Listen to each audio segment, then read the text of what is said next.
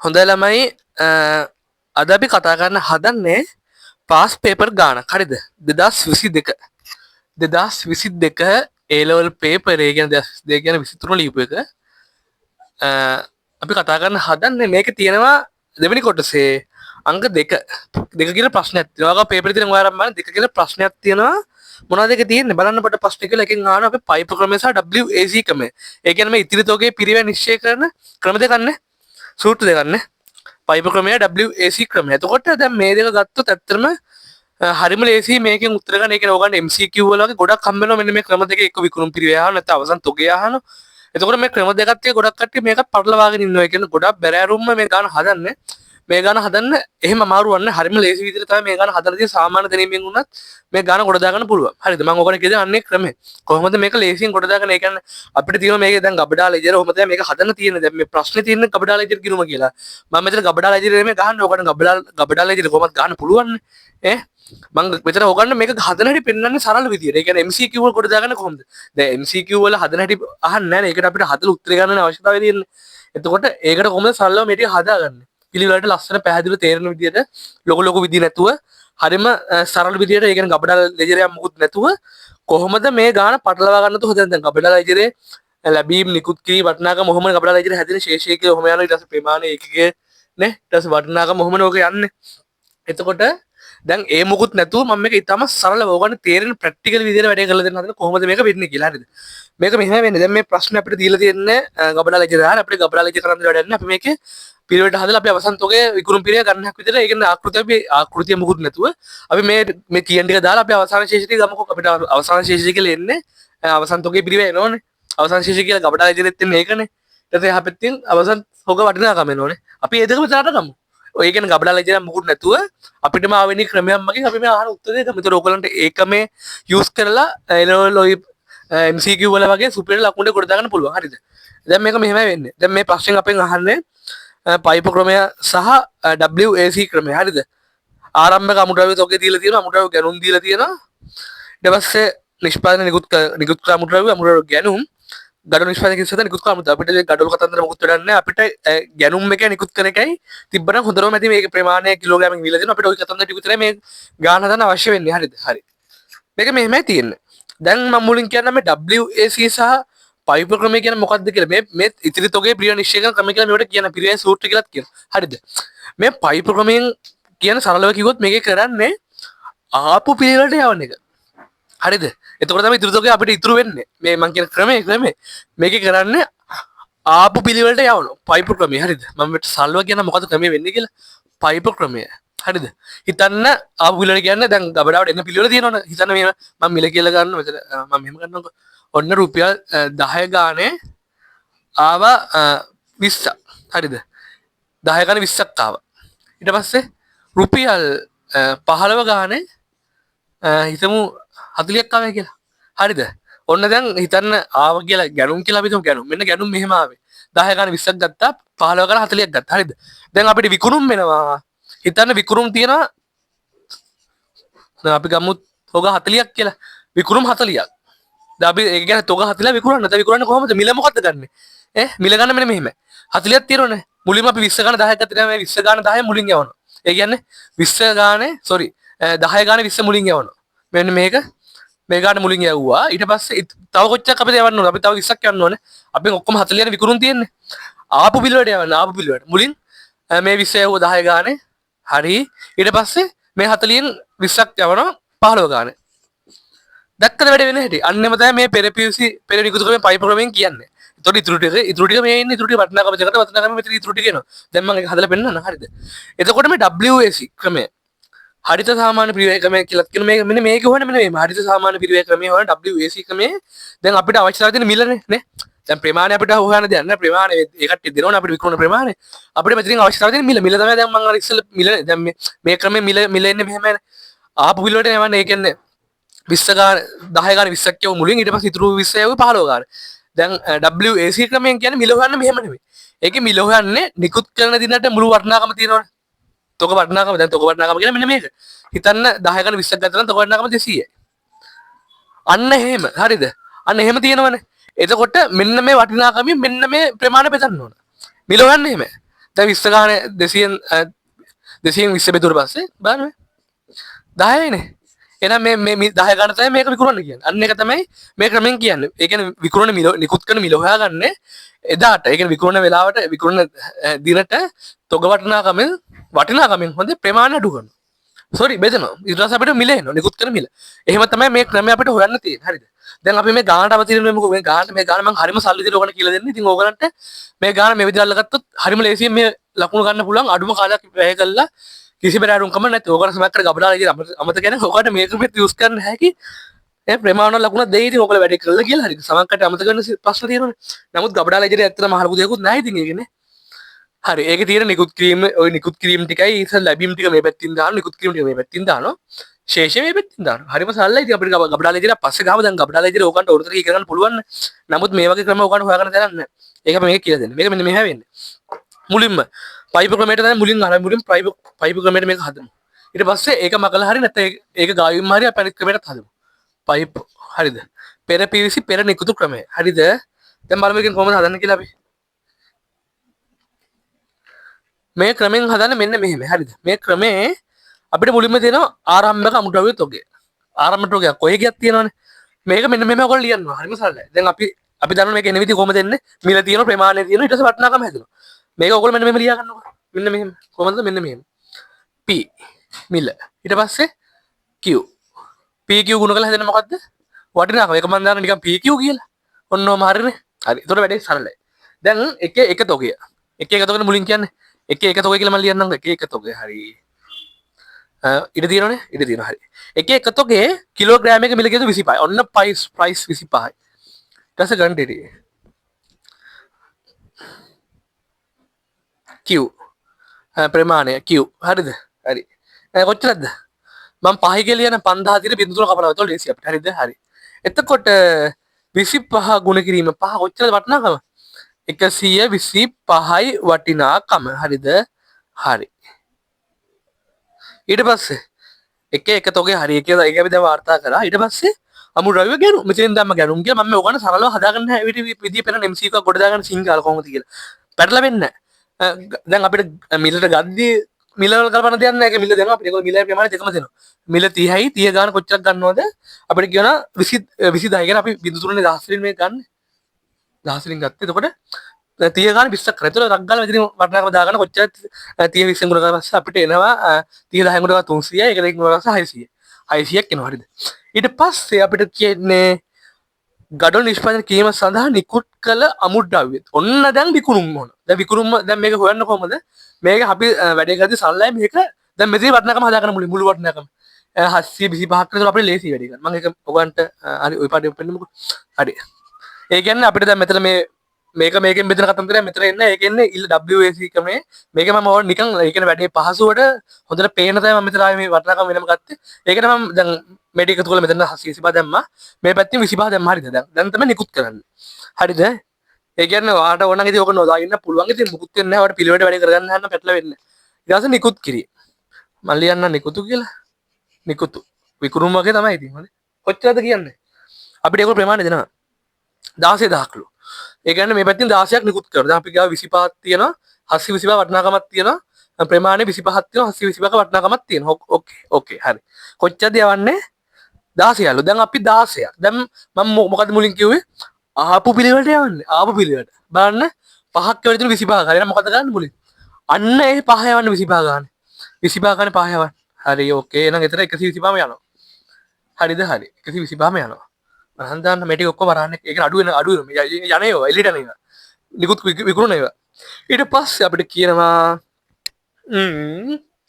ඒක නිකුත් කරපුවා විකුණපුවා ඕන ඔයාලට කැමති විදිහට ඔයා හිතා ගන්නකො ඔයාලට ඒකවත් දාලා තියන්න අපිට දෙන විදිහට අපිට දාන්න තියෙන්නේ ඊට පස්සේ පහක් හරි යවුවා ඊට පස්සේ කොච්චර ඉතුරුද දැන් අපි 16න් පහක් ගියාට පස්සේ 11ක් ඊළඟ 11 මොකෙන්ද යවන්නේ මෙන්න මේ මිල යටතේ යවන්නේ ඊළඟ 11 30 ගන්න හරිද අපිට ඔක්කොම 16ක් තිබ්බා මුලින්ම පහක් ගත්ත 25 ගන්න එන 5 25 ගන්න යවුස් ගාලා ඊට පස්සේ ඉතුරු ටික මේ මිල යටතේ යවනවා 30 ගුණ කිරීම 11 අපිට එනවා 330ක් හදලා බලන්න 330ක් යනවා හරිද 330ක් දැන් ඊට පස්සේ මොකද ගන්න ටක් ගාලා මෙතනින් යන වටිනාකම ටක් ගාලා ගන්න ඒ කියන්නේ ටික අඩු කරාට පස්සේ 725 125යි 330 මම ටක අඩු කරලා තියෙන නැත්තම් ඒතර මම හදන එක තඩිය වෙලා යනවා 270ක් වෙනවා හදලා බලන්න ඊට පස්සේ මෙතනින් 25න් 5ක් ගියාම 20යි 20න් 11ක් ගියාම කොච්චරද කියනද 20 11ක් ගියාම අපිට එනවා 9ක්.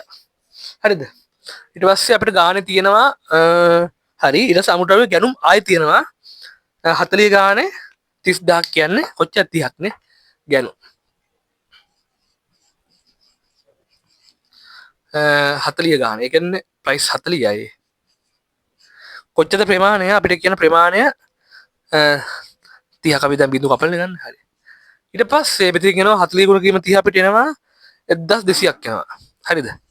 ටක්ද මේ දෙක එකතු කරගන්න 39ක් වෙනවා මෙතනින් 1200 1470ක් එනවා නේද? 1470ක් එනවා. හරිද? හරි. මං කියන්නේ මේ වටිනාකම නිකම්ම හදලා ගන්න අපිට ඒක ලේසි. දැන් වටිනාකම දෙන්නේ මෙච්චරයි. වටිනාකම මෙච්චරයි තොක ප්‍රමාණය 39. ඕකේ හරි. ඊට පස්සේ අපෙන් තව එකක් ඊළඟට අහන්න ආයි අමුද්‍රව්‍ය නිකුත් කරනවා. හරිද? හරිද? අමුද්‍රව්‍ය නිකුත් කරනවා. නිකුතු. මං අර ඉස්සෙල්ලදී විකුණුන් කියලා කිව්වට ඇත්තට මේ ඉතින් ගබඩාවට දෙන්නේ හොඳේ. තමන්ගේම ආයතනේ ගබඩාවට මේ යවන්නේ නිකුතු කියලා ගන්න එකයි ඉතින්. මේ ගබඩා ලෙජර් ගැන කතා කරන්නේ. ඇත්තටම ඉතින් විකුණුන් කියලා තමන්ගේම ආයතනේ තමයි හම්බෙන්නේ මේක ඉතින් බොහෝ දුරට. ඕකේ. එලේසිර කිව්වේ. හරි. ඊට පස්සේ නිකුතු. කොච්චරද? ප්‍රමාණය 10යි. 10 නෙමෙයි සෝරි 10 කියන 10යි. නිකුතු. දැන් මේ ක්‍රමයට යවන්නේ දැන් අපි බලන්න. දැන් අර මං කියන ආපු විලට යවුවා දැන් බලන්න. මෙතන 20ක් සෝරි කොච්චරද තිබ්බේ 20ක් තිබ්බනේ. 20ක් තිබ්බ. අපි 30 ගානේ 20ක් ගත්තා. 30 ගානේ 11යි යවුවේ. දැන් අපිට කොච්චර යවන්න ආවද? 10ක් ආවා. දැන් මෙතන කීයක් ඉතුරුද? 30 ගානේ 11 නේ යවුවා. මෙතන තව 9ක් ඉතුරුනේ. 9ක් ඉතුරුයි. මේ 20න් අපි 11 නේ යවුවේ මේ මිලයට තියෙන ඉතුරු 9 මෙතනින් යවන්න. ඒ කියන්නේ තව මේක ඇතුලේ ඉතුරුයි තොක 30 ගාන ගත්ත තොක 9ක් තව ඉතුරුයි. අපි එනං 30 ගාන ගත්ත තොක 9 යවුව මුලේ. කො මෙතනින් ගන්න ප්‍රයිස් 30යි 30 ගාන 9ක් තිබ්බනේ. 9ක්. ඔව් 9ක්. ඊට පස්සේ දැන් කොච්චර තව ඉතුරුද? ඒ කියන්නේ අපිට යවන්න අපි දැන් 10ක් ලොක්කම යවන්නේ. එකක් ඉතුරුයි නේ. එහෙනම් ඒක කොහෙන්ද යවන්නේ? මෙන්න මේ මිලට ඒක යවන්න 40ට. අපි 40 ගානේ 30 දැන් මේ කතන්දර ඉවරයි හොඳේ. මෙතන 9ක් තිබ්බා. දැන් ඒ 9 මෙතනින් දුන්න හරි ඉවරයි. ඊට පස්සේ අලුත් මිල 40 ගානේ මේ තියෙන ගානු 30ක් ගත්තා. එහෙනම් ඉතුරු එක යවන්න 40 ගාන. හරිද? ඉතින් එනවා 90 70ක් එනවා. ඊට පස්සේ 40 ගාන එක 40ක් එනවා. හරිද? ඔන්න දැන් ඔයාට AV 39න් 9යි 10ක් එකක් ගියාට පස්සේ 29ක් එනවා. මෙන්න අවසන් තෝගේ ප්‍රමාණය 29ක් තියෙනවා. අයිතම 29ක් තියෙනවා. ඒක වශයෙන් ගත්තොත් 29ක් තියෙනවා. වටිනාකම ගත්තොත් 1700න් 270 ගියාම 1200යි 1160යි 1160යි දැක්කද ගත්ත හැටි 1160ක් තියෙනවා. අවසන් තෝක 1160ක තෝගයක් තියෙනවා. ඒක වටිනාකම නේ අපි කියන ප්‍රමාණය ගත්තොත් 29 ප්‍රමාණයක් තියෙනවා. තේරුණාද? ඕක ඔන්න ඔහම හදන්න දැන් ඔයා ගබඩා ලෙජරයක් ඒ විදිහට ගහලා බලන්න ඔය උත්තර එන්නේ නැද්ද කියලා. ඉතින් සමහරකට ඔයාලට තේරෙයි ගබඩා ලෙජරට මේක පට්ට සරලයි කියලා. ඒ කියන්නේ ඉතින් ගබඩා ලෙජර ගහන්න ඉල්ලන එක ගහන්න බෑ. මං කියන්නේ ඕකනේ MCQ වගේ කොට දා ගන්න. නැත්තම් මේ හදපු එක හරිද කියලා බලන්න. ඕකනේ මේ විදිහේ පට්ට සරලයි මේක.